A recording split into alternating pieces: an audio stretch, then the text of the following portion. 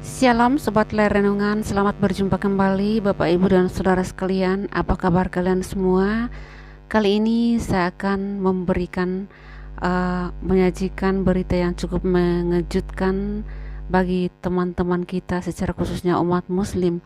Karena ternyata selama ini yang kita saksikan di dalam media sosial tidak sesuai dengan fakta tentang apa yang diteriakkan oleh teman-teman kita umat muslim, yang selalu menuduhkan bahwa Alkitab itu palsu. Dan faktanya ternyata Al-Quran itu sebagian besar berasal dari Alkitab. Dan ada kesaksian dari murtadin yang akan memberikan kesaksiannya mengapa beliau murtad semua, karena beliau membaca Alkitab. Dan juga ada paparan yang luar biasa dari seorang profesor. Saya ajak kita semua untuk menyimak sampai akhir video ini, semoga bermanfaat. Saya hambanya Burhanuddin Haji Usman, lahir dari keluarga non-Kristen dan tidak ada leluhur saya yang menjadi orang Kristen. Ayah dan ibu saya Muslim dan beliau adalah Haji, Ketua Partai Persatuan Pembangunan sejak dari zamannya Naro, Haji Naro. Dia anggota DPRD. Saya dibesarkan dari keluarga itu Haji Usman. Saya tidak pernah berpikir bahwa saya sudah besar ini saya akan jadi orang Kristen. Saya ingin mempelajari ini Alkitab. Apa isinya kitabnya orang Kristen? Sesudah sholat Isya saya deret ada Al-Quran, saya ada hadis Nabi beberapa hadis, lalu ada Alkitab yang belum pernah saya baca. Lalu Al-Quran saya sudah hatam, karena pada waktu saya disunat saya harus hatam Al-Quran. Saya membuka ini Bible dengan kalimat Bismillahirrahmanirrahim. Saya buka ini Bible, paling depan itu ada kalimat Kejadian. Pada waktu saya baca kitab Kejadian itu, saya benar-benar menemukan sebuah pengetahuan yang baru. Karena agama saya Islam tidak menceritakan bahwa Tuhan hari pertama Tuhan menciptakan apa, hari kedua apa, hari ketiga apa, hari keempat apa, hari yang kelima apa, itu enggak ada. Tuhan menciptakan manusia hari yang keenam, dan 6 masa Tuhan menciptakan alam semesta. Demikian kata Al-Quran. Tapi begitu saya baca Bible, berpikirlah saya, rupa-rupanya kitab ini bagus karena memberi pengetahuan. Akhirnya saya baca setiap malam, lupa mengaji saking enaknya ini baca Alkitab. Lalu saya berdoa kepada Tuhan, Tuhan berikan kepada hikmat, mana yang benar di antara dua kitab suci ini dan mana yang benar di antara dua agama ini, karena ini adalah dasar. Kalau dasar iman itu salah, ke atasnya juga pasti salah. Kitab Matius pasal yang ke-28 ayat yang ke-18, perkataan Yesus Kristus, kepadaku telah diberikan segala kuasa di langit dan di bumi. Jadi Yesus Kristus itu berkuasa di langit dan di bumi. Saya kembali buka, saya punya kitab Al-Quran, dan saya membuka di dalam surat 3 Ali Imran ayat yang ke-45. Allah Subhanahu wa Ta'ala berfirman kepada hambanya Nabi Muhammad. Lalu Nabi Muhammad menuliskannya di dalam sebuah ayat di Ali Imran 3 ayat yang ke-45. Isabnu Maryama wajiham fid dunya wal akhirah. Apa artinya? Sesungguhnya Isa anak Maryam atau Yesus Kristus putra Maryam, dialah yang terbesar di dunia dan di akhirat. Saya menggabungkan antara surat Ali Imran 3:45 dengan Matius pasal yang ke-28 ayat yang ke-18. Matching, cocok. Satu nama yang disebut oleh dua kitab ini, nama Yesus Kristus yang berkuasa di langit dan di bumi, nama Isa Al-Masih yang berkuasa di dunia dan di akhirat.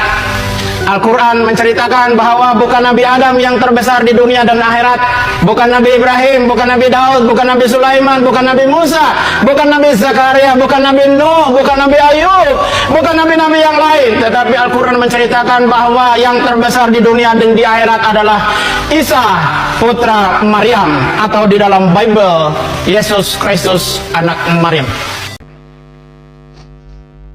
Ya, puji Tuhan, tentunya sangat memberkati bagi kita orang yang percaya terhadap apa yang disampaikan dalam kesaksian Bapak Haji Usman, di mana sangat mustahil bagi kita seorang haji, turunan haji, bahkan punya keluarga ustadz, telah murtad dan berpindah keyakinan menjadi orang yang percaya kepada Tuhan Yesus hanya karena sangat-sangat paham tentang isi Bible dan sudah membandingkan dengan isi kitab sucinya Al-Quran. Ini adalah hal yang sangat luar biasa. Tuhan Yesus sudah banyak menyelamatkan umatnya yang tersesat. Dan seperti apa paparan selengkapnya, ini adalah topik yang cukup sensitif. Saya ajak kita semua untuk tetap tenang menyimak video ini sampai akhir, biar benar-benar cerdas dan tidak hanya berteriak omong kosong. Berikut video selengkapnya. Nah, karena itu lebih dari 2/3 kandungan Al-Quran itu sebenarnya menyangkut cerita, kisah, hukum, ataupun elemen-elemen dari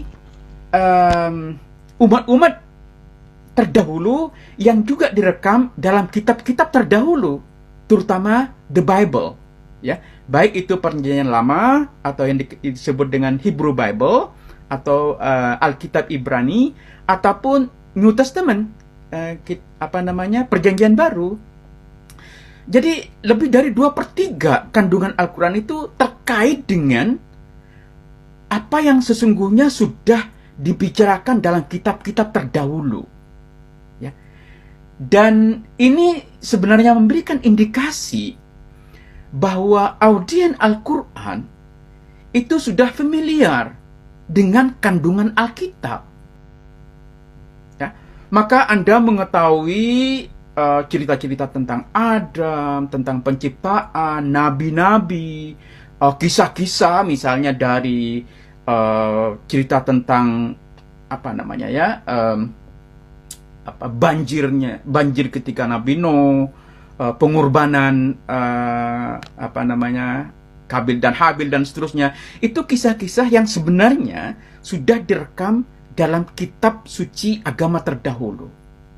Dan yang menarik adalah ketika menceritakan kisah-kisah itu dari Adam hingga Isa, Al-Quran itu cenderung mendeskripsikannya secara sangat-sangat singkat. Tidak ada cerita yang detail, ya.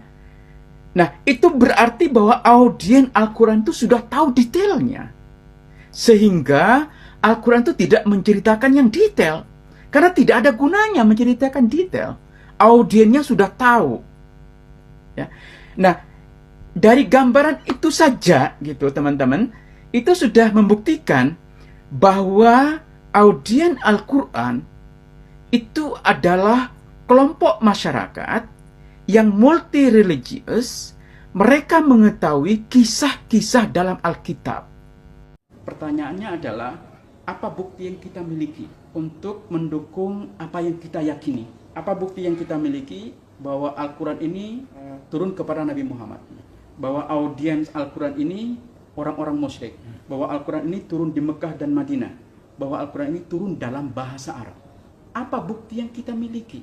Ini pertanyaan yang tidak ditanyakan dalam studi Quran sebelumnya. Nah, persoalannya menurut Wansbro, buku-buku ini, kitab-kitab ini tulis sangat belakangan. Sehingga secara historis problematik, ya. Semua buku yang kita punya tentang sejarah Nabi, tentang bagaimana Islam muncul, itu ditulis lebih dari 100 tahun setelah Rasulullah wafat. Bagi seorang historian ini problem, karena prinsip paling dasar yang harus diikuti oleh seorang historian adalah tidak menggunakan sumber-sumber yang tidak sezaman dengan peristiwa yang direkamnya. Seberapa yakin kita bahwa informasi yang ada dalam sumber-sumber itu mendeskripsikan Nabi Muhammad atau sejarah Quran secara faktual? Maka sangat tidak menutup kemungkinan kalau sumber-sumber yang tulis dengan dasar keimanan ini tidak menyajikan sejarah. Kita yakin bahwa Quran turun kepada Nabi Muhammad. Dari mana itu bisa diperoleh dari Quran? Nabi Muhammad itu hanya disebut 4 kali dalam Al-Quran. Bandingkan dengan nabi-nabi lain. Ya, Musa itu 80 sekitar. Ya, Nabi Ibrahim, Isa itu kalau dikombinasikan itu 69 kira-kira. Nabi Muhammad itu hanya 4 kali. Dari mana kita bisa yakin bahwa kitab ini turun kepada Nabi Muhammad? Ya. Nah, ini yang kemudian menjadi wilayah penelitian yang sangat menarik di kalangan sarjana-sarjana Barat tentang mencoba untuk menemukan teks-teks Quran yang kuno. Maka mereka menjelajahi semua perstukaan dari Paris, Samarkand, Istanbul, Kairo dan seterusnya. Mereka teliti itu sumber teks-teks Quran kuno. Dan ternyata itu adalah Quran. Dan setelah diteliti menggunakan radiokarbon secara sangat ilmiah, 90% ini Mas Burhan pasti tahu. Kalau 90% benar itu pasti benar. Ini 90% dia benar, akurasinya 95% ya. Dan ternyata manuskrip yang di Birmingham itu kalau menggunakan penelitian saintifik itu bisa dilacak sampai pada abad ketiga dan keempat. Artinya sebelum Nabi Muhammad. Bukti apa yang kita miliki, yang kita punya bahwa Quran ini diturunkan kepada Nabi Muhammad? Pelan sekali ngomong. Takut kedengaran yang di sana. Tema malam hari ini kan studi Al-Quran kontemporer di Barat. Kita akan melihat bagaimana Al-Quran didekati secara kesarjanaan dan apa seperti yang diminta secara khusus studi Quran kontemporer di Barat modern. Dan ketika saya menyebut Barat itu tidak bisa kita identikan dengan non-Muslim ya, karena banyak sarjana-sarjana Barat itu yang juga Muslim. Contohnya saya yang juga engage dengan kesarjanaan Barat. Tetapi untuk sementara kita akan fokus ke sarjana non-Muslim. Tesis yang ingin saya kembangkan begini, bahwa kesarjanaan Quran di Barat saat ini itu mencapai satu poin yang sangat dinamis. Ini bisa dilihat dari banyaknya karya-karya yang dilahirkan, juga keterlibatan sarjana-sarjana dalam bidang ini, juga bisa kita lihat dari tema yang didiskusikan. Jadi hampir tidak ada satu asumsi atau kesimpulan tentang Al-Quran kecuali sekarang diperdebatkan. Itu saya hanya ingin menunjukkan itu di akhir apa yang akan saya sampaikan pada malam ini. Dan karena itu ini bukan sesuatu yang analitis ilmiah, tapi lebih deskriptif historis saja. Karena saya kira penting sekali kita mengetahui bagaimana proses kesarjanaan Al-Quran di Barat sehingga mencapai apa yang oleh kolega saya di Notre Dame itu disebut sebagai the golden age of Quranic studies.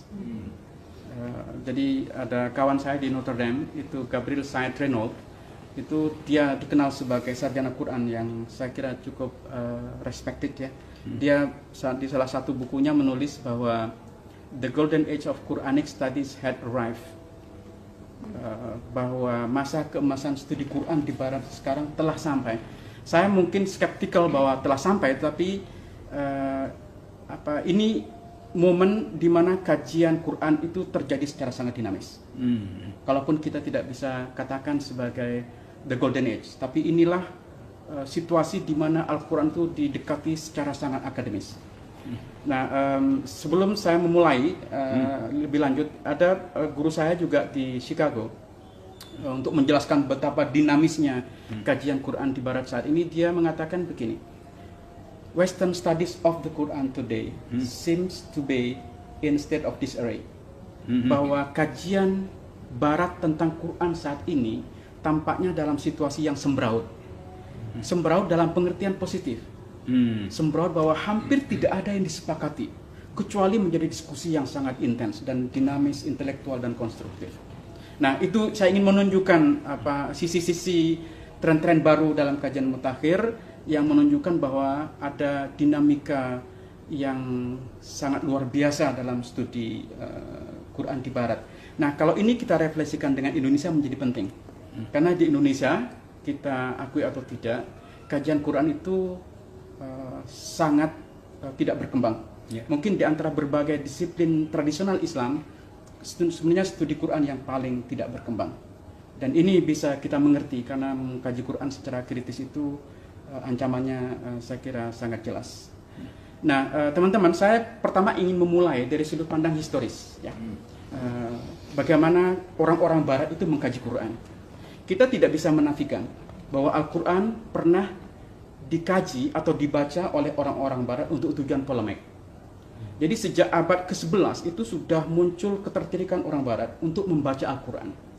Nah, ada satu buku yang menarik sekali mendiskusikan tentang ini, itu ditulis oleh Thomas Bormann yang sekarang juga bergabung dengan Notre Dame. Itu judulnya Reading the Quran in Latin Christendom, membaca Al-Quran di kalangan orang-orang Kristen yang berbahasa Latin. Itu studi yang dilakukan terhadap masa abad ke-12 sampai ke-16.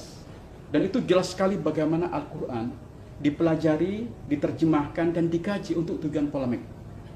Dan kita bisa paham, pada masa-masa itu Islam itu menjadi ancaman bagi Eropa. Dan cara paling gampang untuk memahami kenapa orang Islam memusuhi Barat atau punya ambisi untuk menghabiskan Barat adalah dengan membaca kitab sucinya. Dan karena itu minat pertama terhadap Al-Quran ada bersifat polemik. Poin saya adalah ada pergeseran dari kajian yang bersifat polemik menjadi kajian yang bersifat scholarly, menjadi kesarjanaan, ya, yang less polemik atau bahkan tidak polemik. Tapi sebelum terjadi kesarjanaan yang scholarly, ada transisi, ya. Misalnya pada abad ke-18-19 itu muncul sarjana-sarjana yang mencoba melihat Quran dari sudut asal usulnya. Ya, kalau pada abad ke-12 sampai abad ke-16 sampai 17 itu ada kecenderungan untuk mengatakan bahwa Quran ini adalah kata-kata Muhammad dan Muhammad adalah pembohong dan seterusnya. Maka pada abad 19 itu muncul pergeseran sarjana-sarjana yang tidak lagi mempersoalkan karakter Nabi Muhammad, tapi lebih fokus kepada Qurannya. Nah, kita bisa sebut seorang sarjana di Jerman itu namanya Abraham Geiger, menulis buku yang sangat terkenal yang kalau kita terjemahkan dalam bahasa Indonesia, apa yang Muhammad pinjam dari Yahudi. Nah, kira-kira dia ingin mengatakan bahwa Quran ini adalah islamisasi dari teks kitab suci orang-orang Yahudi. Dia meneliti banyak sekali kasus sehingga berkesimpulan ada paralelisme yang sangat kuat antara Al-Quran dan kitab Bible. Jadi pada abad 19 itu antara orang Yahudi dan orang Kristen itu sebenarnya berebut tentang Quran. Nah, pada kira-kira periode yang sama itu di Jerman itu punya tradisi Islamic Studies yang sangat kuat. Maka saya senang ada teman di sini yang pernah postdoc di Jerman karena mereka punya tradisi kesarjanaan Islam, terutama di sudut linguistik, filologi yang sangat kuat.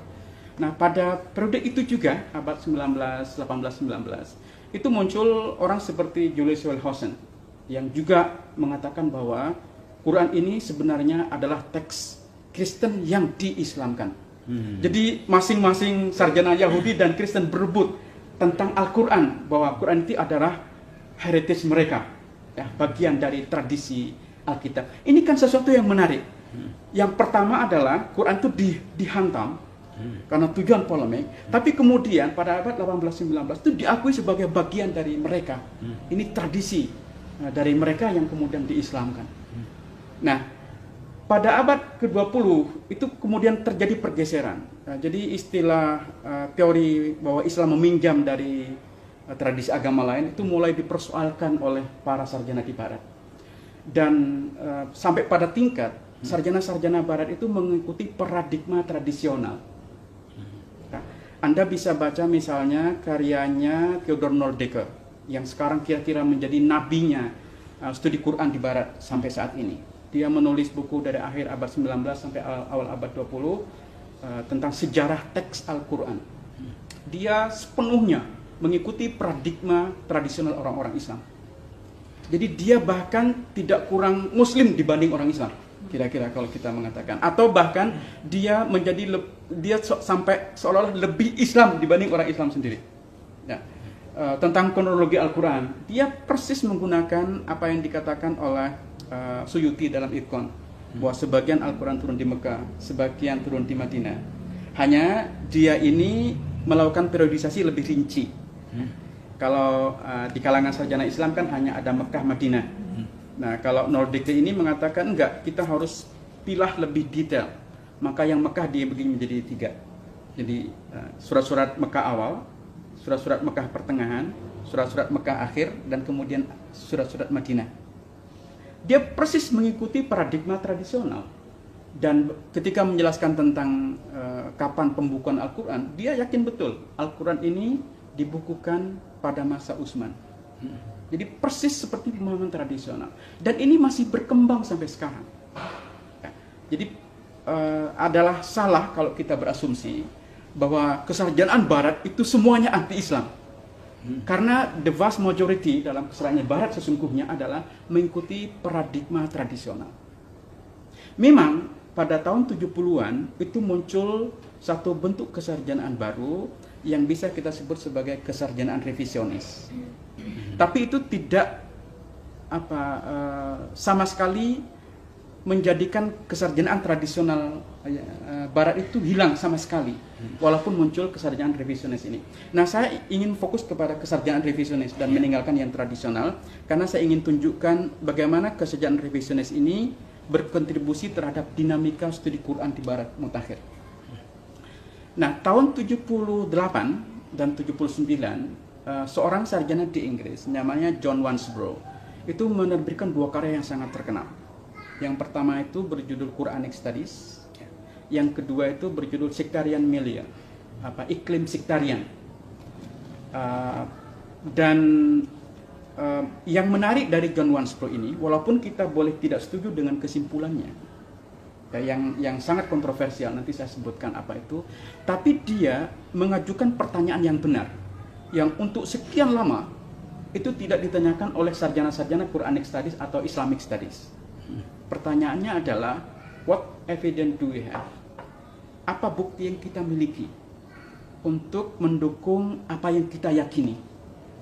Apa bukti yang kita miliki bahwa Al-Quran ini turun kepada Nabi Muhammad? Bahwa audiens Al-Quran ini orang-orang musyrik? Bahwa Al-Quran ini turun di Mekah dan Madinah? Bahwa Al-Quran ini turun dalam bahasa Arab? Apa bukti yang kita miliki? Ini pertanyaan yang tidak ditanyakan dalam studi Quran sebelumnya.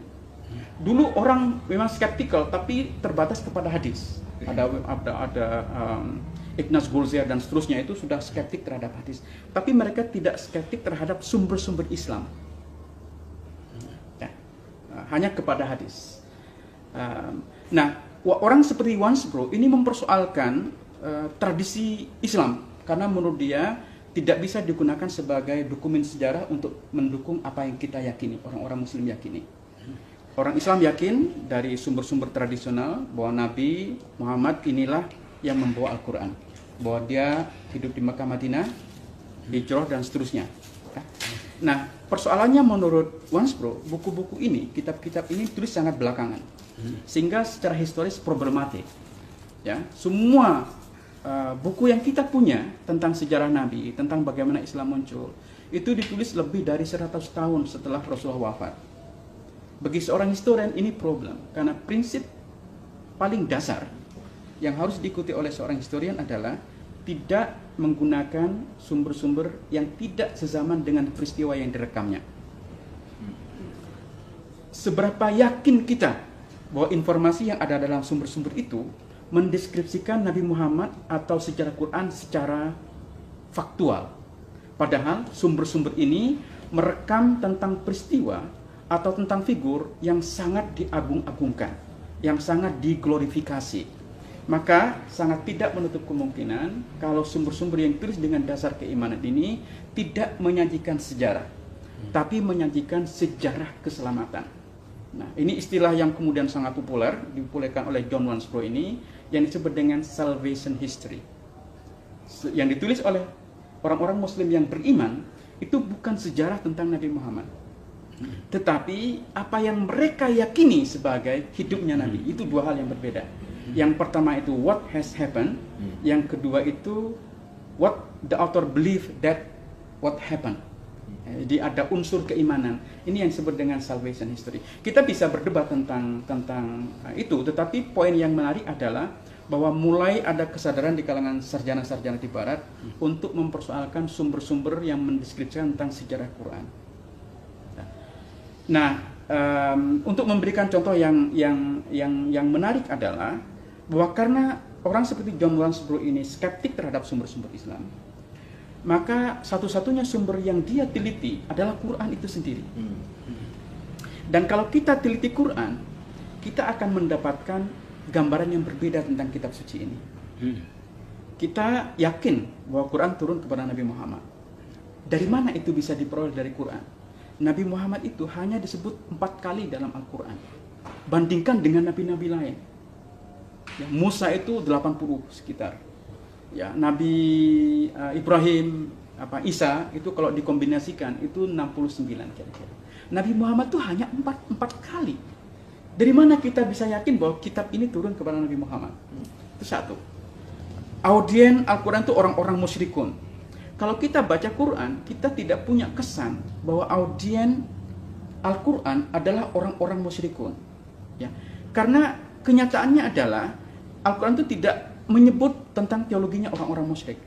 Tidak ada dalam Al-Quran. Satu-satunya tempat di mana nama Tuhannya orang musyrik disebut itu hanya sekali. Di surat An-Najm. Al-Lat, Al-Uzza, Al-Manat. Itu hanya sekali. Kalau audien Quran itu orang-orang musyrik, maka kita berharap Quran ini akan berbicara tentang orang musyrik, tentang teologi dan keyakinannya. Tapi tidak. Justru yang didiskusikan oleh Al-Quran adalah teologinya orang Kristen, kritik dan apresiasi orang Kristen dan Yahudi banyak sekali. Ya.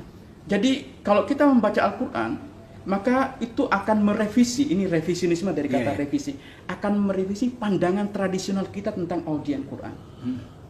Ya. Nah, argumen seperti ini, pertanyaan tentang what evidence do we have, ini mempengaruhi jagat keilmuan di Barat tentang bagaimana kita membaca Quran. Jadi salah satu murid John Wansbrough itu namanya Patricia Crone, seorang perempuan yang sangat cerdas, yang karena dia seperti gurunya skeptik terhadap sumber-sumber Muslim, dia menggunakan sepenuhnya sumber-sumber non-Muslim. Dia bereksperimentasi secara metodologis. Gambaran apa yang akan kita peroleh kalau kita lepaskan sumber-sumber Islam? Kita nggak menggunakan sumber-sumber Muslim. Kita sepenuhnya menggunakan sumber-sumber non-Muslim. Dan ini banyak, ya. Sumber non-Muslim ini banyak. Baik itu ditulis oleh orang Kristen, Yahudi, Majus, dan seterusnya. Jadi ada buku yang menarik sekali ditulis oleh Robert Holland. Itu judulnya Seeing Islam as Others Saw It. Melihat Islam sebagaimana orang-orang lain melihat. Jadi menggunakan sumber non-Muslim untuk melihat bagaimana Islam ini muncul. Dan itu menarik sekali. Kesadarannya seperti ini juga muncul dalam diskursus di Barat, ya, menggunakan sumber-sumber non-Muslim untuk melihat bagaimana Islam digambarkan oleh non-Muslim. Nah, Patricia Crone ini melahirkan satu buku yang kontroversial sekali ketika buku itu terbit di akhir tahun 70-an. Itu berjudul Hagarism, The Making of the Islamic World. Dia menggunakan sumber-sumber non-Muslim saja. Dan bagaimana Islam muncul itu sangat berbeda dengan yang digambarkan dalam sumber-sumber Muslim yang mengandung salvation history itu. Ya. Dan berpengaruh terhadap hal-hal lain, ya. Orang yang mungkin tidak sepenuhnya setuju dengan Wansbrough sekalipun, seperti Daniel Madigan di Georgetown, menulis buku berjudul The Quran Self-Image. Jadi bagaimana Quran menggambarkan dirinya sendiri. Karena sarjana-sarjana ini tidak menggunakan tradisi Islam yang panjang, literatur Islam, tapi fokus kepada Al-Quran sendiri, bagaimana Al-Quran menggambarkan dirinya sendiri. Ketika Al-Quran mengatakan zalikal kitabu, itu apa yang dimaksud dengan kitab? Ya, karena Quran belum menjadi kitab, kan? Apa kitab di situ? Misalnya Alif Lam Ra, tilka ayatul kitabil mubin. Alif Lam Ra itu adalah ayat dari kitab yang jelas. Apa ayat itu? Padahal Quran itu belum menjadi ayat per ayat. Bagaimana Al-Quran menggambarkan dirinya sendiri ketika kita mencoba melepaskan dari gambaran tradisional yang sudah diyakini oleh orang Islam. Dan ternyata berbeda sepenuhnya. Ya, ini mau saya, ya, jadi pengaruh dari Wansbrough ini, walaupun banyak orang tidak setuju dengan Wansbrough dari kesimpulannya. Karena bagi Wansbrough, Al-Quran ini tidak turun di Mekah Madinah, tapi turun di Mesopotamia. Argumennya adalah karena kalau Quran ini turun di Mekah yang paganistik, kita tidak mendapat gambaran itu dalam Quran. Justru di dalam Quran itu kita temukan adalah polemik terhadap orang-orang Yahudi dan Kristen secara sangat intens. Juga Al-Quran juga merekam bagaimana orang Kristen dan orang-orang Yahudi itu berdebat. Nah, pada abad ke-6 ke-7, daerah yang memungkinkan perdebatan seperti ini terjadi itu di Mesopotamia. Maka dia berargumen bahwa Quran ini pasti pertama kali muncul di Mesopotamia. Dan kanonisasi Al-Quran itu terjadi sangat belakangan, akhir abad ke-8 atau awal abad ke-9. Jadi Quran menjadi seperti yang kita lihat sekarang, itu terjadi jauh sekali seperti yang kita bayangkan terjadi pada Utsman. Itu tidak terkonfirmasi. Ya, nah, nanti kita bisa diskusikan tentang ini juga. Nah, pengaruh tentang metodologi 110 ini yang menjadikan kajian Quran itu sangat dinamis, sehingga kita bisa lihat ada satu tren baru di kalangan sarjana-sarjana barat untuk bukan lagi melihat bagaimana Al-Quran digambarkan dalam kitab-kitab tafsir, tapi bagaimana Al-Quran itu berinteraksi dengan kitab-kitab yang sudah ada sebelumnya, seperti Bible atau post-biblical literature, ya, post-biblical literature. Bagaimana Al-Quran itu berinteraksi, berdialog dengan kitab-kitab sebelumnya. Karena lebih dari 2/3% dari Quran itu kan semuanya ada dalam Bible. Dan menariknya, Al-Quran itu ketika merekam kembali yang di Bible, itu berbeda. Bahkan ada kecenderungan, mungkin kata salah terlalu keras ya, berbeda saja ya. Misalnya gambaran tentang di surah Al-Maidah ya, sebagai satu contoh. Ini kan saking pentingnya sampai menjadi nama surat. Itu kan ada pernyataan waqala al-hawariyuna, dan murid-murid Yesus berkata, hal yastati'u rabbuka, ini kan bulan Ramadan harus banyak ayatnya. Hal yastati'u rabbuka an yunazzila alaina ma'idatan minas sama. Bisakah Tuhanmu, ini murid-murid Yesus mengatakan, bisakah Tuhanmu menghadirkan atau menurunkan hidangan dari langit? Orang yang tahu atau baca Alkitab akan kaget, karena tidak ada episode dalam hidup Yesus di mana murid-muridnya mengatakan seperti ini. Itu tidak ada. Karena itu para mufasir kesulitan. Justru menariknya, episode ini terjadi pada Nabi Musa. Ketika di Gurun Sahara, kaumnya itu bertanya persis seperti yang dikatakan Quran. Apakah bisa Tuhanmu menurunkan hidangan dari langit? Maka turun kemudian ayat Al-Mana wa Salwa. Ini gimana Quran gitu maksud saya. Ya? Ini sebenarnya peristiwa terjadi pada Nabi Musa, tapi kok pelakunya di sini Isa? Ini gimana ceritanya? Nah, jadi bagaimana Al-Quran itu berinteraksi dengan Bible, menggunakan kisah-kisah dalam Bible atau hukum-hukum yang sudah ada dalam Bible, dan dimodifikasi sedemikian rupa untuk satu tujuan tertentu di zamannya. Ini kan satu apa yang maksud tujuan tertentu? Oh, dia punya audiennya siapa? Nah, sehingga yang digunakan adalah Isa, bukan Musa. Nah, ini untuk menaklukkan siapa? Karena di Quran itu menarik sekali. Quran itu sangat simpatik terhadap orang-orang Kristen dan keras terhadap orang-orang Yahudi. Misalnya kalau Anda baca walatajidanna asaddan nas adawatan lil ladzina amanu, kalian akan menemukan orang yang paling keras terhadap orang-orang beriman adalah al-yahud wal ladzina asyraku. Orang Yahudi dan orang-orang yang syirik. Dan kemudian dilanjutkan walatajidanna asaddan nasa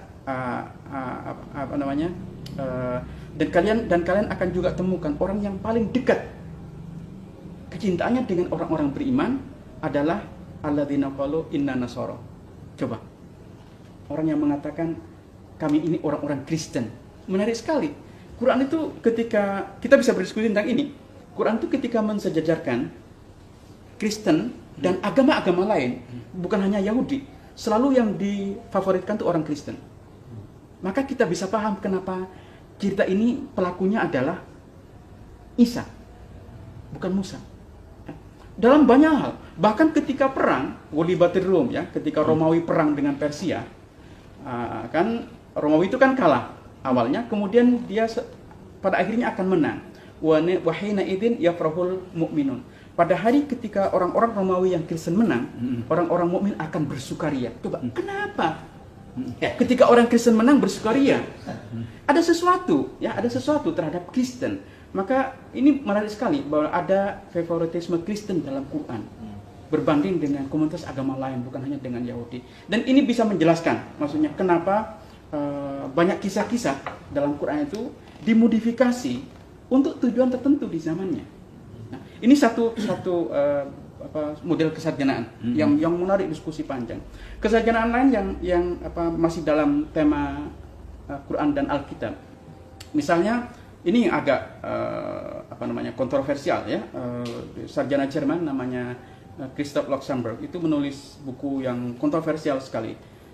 Judulnya itu Syriac Aramaic Reading of the Quran, membaca Al-Quran dari sudut pandang literatur Syriac Aramaik. Dan menurut dia lebih dari separuh Al-Quran itu sebenarnya awalnya ditulis dalam bahasa Syriac. Ini maksud saya, sampai dalam bahasa apa Al-Quran pertama kali muncul, itu menjadi perdebatan maksud saya. Jadi tidak ada asumsi, kesimpulan, kecuali di perdebatan secara sangat intelektual. Kita yakin betul, Quran itu turun dalam bahasa Arab. Tapi bagaimana kita menjelaskan, misalnya lagi-lagi tentang Yesus, ketika Yesus itu bertanya kepada murid-muridnya, Man ansori ilallah, siapa yang akan menjadi penolongku kepada Allah? Maka kemudian dijawab, waqal hawariyuna nahnu ansorullah. Murid-murid Yesus mengatakan, kami adalah penolong Allah. Coba, ini untuk orang yang tidak jeli membaca, yang hanya membaca untuk dapat pahala. Penting juga dapat pahala sih, nggak apa-apa. Tapi maksud saya, orang yang tidak membaca secara jeli, seolah tidak ada persoalan. Tapi bagi seorang sarjana yang membaca untuk lebih paham, ini sarjana itu maksudnya ada tingkat curiosity ya, keingintahuan yang lebih dalam dari sekedar ingin dapat pahala. Ini problem, karena dalam bahasa Arab itu tidak ada kata nasoro diikuti dengan ilah. Ini ansori ilallah, jawabannya ansorullah benar. Tapi kenapa ansori ilah? Kenapa ada ilah? Karena dalam bahasa apapun nggak ada membantu ke, itu tidak ada membantunya. Nah, menariknya dalam bahasa Syria kata Nasoro bisa ditambah dengan ilah. Bisa ada ilah atau bisa tidak ada ilah. Dua-duanya boleh. Nah, banyak sekali contoh-contoh yang disebutkan oleh Christoph Luxemburg. Dan ini membuktikan bahwa menurut dia ada multilingual dalam Quran. Jadi Quran itu bahasanya berlapis-lapis. Tapi bahasa awalnya adalah bahasa Syria. Itu pernah rame-rame dulu ketika seorang wartawan New York Times itu menulis tentang bahwa ternyata orang-orang mujahidin ini hanya akan dapat anggur putih ya, karena kata hurun-in kan itu yang diidam-idamkan oleh mereka yang membom dirinya akan mendapatkan 72 bidadari ya, hurun-in dalam bahasa Arab. Itu juga secara bahasa Arab problematik itu. Hurun inun nggak mungkin ya, atau hurun inin nggak mungkin dalam bahasa Arab. Misalnya huru inin kalau mudhaf ilaih, ini kan menarik ya. Nah, dia telusuri ternyata dalam bahasa Syria hurun in itu artinya white grape, anggur putih. Jadi orang yang membunuh dirinya itu pada akhirnya hanya suatu saat bukan dapat bidadari, hanya 72 anggur putih. Makanya kan maksudnya jadi ini model kesarjanaan masih dalam lingkup Al-Quran dan Alkitab. Apa yang juga menarik adalah misalnya tentang sejarah teks Quran ini juga menjadi kita yakin betul bahwa teks ini sudah ada sejak Utsman dan kemudian disebut dengan Rasam Utsmani kan? Ya. Tapi seberapa yakin kita? Karena kita kan tidak punya bukti. Ya. Nah, ini yang kemudian menjadi wilayah penelitian yang sangat menarik di kalangan sarjana-sarjana Barat tentang mencoba untuk menemukan teks-teks Quran yang kuno. Maka mereka menjelajahi semua perstukaan dari Paris, Samarkand, Istanbul, Kairo dan seterusnya. Mereka teliti itu sumber teks-teks Quran kuno. Untuk sebagai contoh saja, ada di Pennsylvania itu seorang namanya David Powers. Dia meneliti kata kalalah dalam Al-Quran. Kalalah itu hanya muncul sekali, ya, dan dia itu menjadi pusat penelitian. Kenapa hanya muncul sekali dan di mana dia muncul? Itu yang disebut dalam bahasa akademiknya Havak legomenon, ya, frase atau kata yang hanya muncul sekali. Ini menarik, kenapa sekali? Gitu. Kenapa sekali? Ini ada pertanyaan teoritisnya, kenapa sekali ini muncul? Nah, dia teliti semua manuskrip yang ada di dunia, dia teliti. Ternyata dia temukan di salah satu manuskrip, kalala itu ditulis di atas kata lain. Jadi ada satu yang dihapus, kemudian ditulis kata kalala. Maka kemudian dia melahirkan satu hipotesis, bahwa kata kalala yang dimunculkan interpolasi, kalau menggunakan istilah Mas Komar itu, dimasukkan belakangan ketika ada kesadaran bahwa Muhammad ini adalah Nabi terakhir. Karena kalala itu kan artinya orang yang tidak punya sanak famili. Nah, dulu nabi-nabi itu semuanya yang nabi itu adalah keturunannya kan. Nah, karena Nabi Muhammad tidak punya anak laki-laki, maka kenabian sudah putus. Itu menarik sekali. Kemudian David Powers ini profesor dia, jadi profesor Kalala ya. Dia menulis buku And Muhammad is the Last Prophet. Dengan hanya meneliti kata Kalala. Coba di mana kita orang-orang Islam menurut saya meneliti tentang sejarah kitab suci kita sendiri, itu tidak ada. Sementara di Barat, kajian seperti ini menjadi wilayah yang sangat-sangat sangat-sangat menarik ya. Mungkin teman-teman mendengar kasus yang di Birmingham itu tahun lalu itu kan heboh sekali. Ada seorang mahasiswa yang tanpa sengaja membuka-buka manuskrip dan ternyata itu adalah Quran. Dan setelah diteliti menggunakan radiokarbon secara sangat ilmiah, 90% ini Mas Burhan pasti tahu. Kalau 90% benar itu pasti benar. 90% dia benar, akurasinya 95% ya. Dan itu ternyata manuskrip yang di Birmingham itu kalau menggunakan penelitian saintifik itu bisa dilacak sampai pada abad ke-3 dan ke-4. Artinya sebelum Nabi Muhammad. Bukti apa yang kita miliki, yang kita punya bahwa Quran ini diturunkan kepada Nabi Muhammad?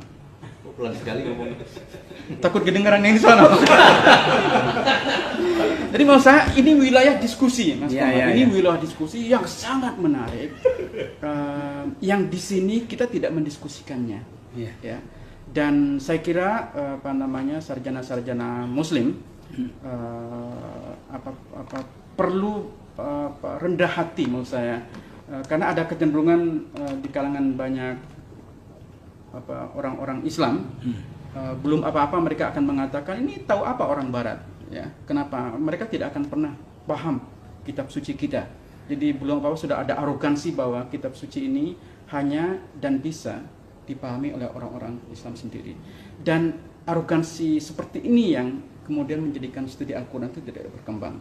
Nah di Barat yang saya tahu adalah sifat mereka yang sangat humble dalam kesarjanaan, karena mereka memperlakukan setiap pendapat itu sebagai satu tesis dan hipotesis yang terbuka untuk diversifikasi, dan itu yang menyebabkan kajian itu sangat dinamis.